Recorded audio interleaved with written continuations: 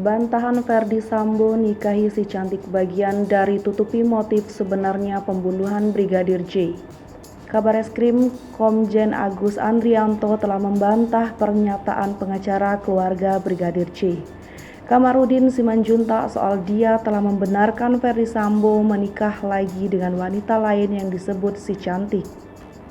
Kamarudin Simanjuntak pun merespons bantahan dari Kabareskrim. Dia menilai bantahan itu bagian dari upaya menutupi motif pembunuhan Brigadir J yang sebenarnya.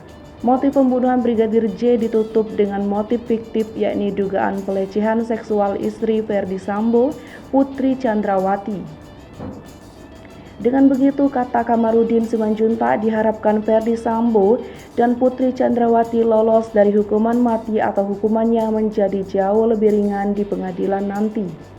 Sebab kata Kamarudin Simanjuntak, pernikahan Ferdy Sambo dengan si cantik itulah yang menjadi awal motif pembunuhan berencana terhadap Brigadir J dilakukan.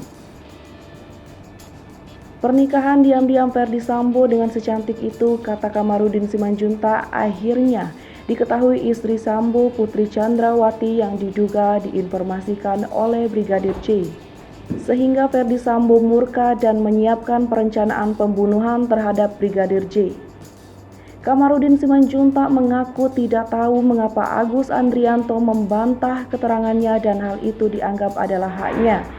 Yang pasti, kata Kamarudin, selain Kabareskrim soal Ferdy Sambo menikah lagi juga dibenarkan Dirtipidum Polri Brigjen Andirian Jayadi dan Dirtipdeksus Polri Brigjen Wisnu Hermawan. Sebelumnya, Kabareskrim Polri Komjen Agus Andrianto membantah pernah membenarkan Irjen Ferdy Sambo menikah wanita lain yang disebut si cantik. Menurutnya, dugaan Ferdy Sambo menikah wanita lain juga tidak pernah disuarakan oleh para saksi maupun tersangka yang diperiksa.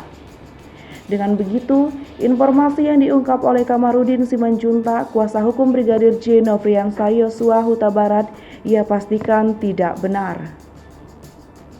Kamarudin Simanjuntak mengatakan pernikahan Ferdy Sambo dengan si cantik itulah yang menjadi awal mula motif pembunuhan berencana terhadap Brigadir J dilakukan.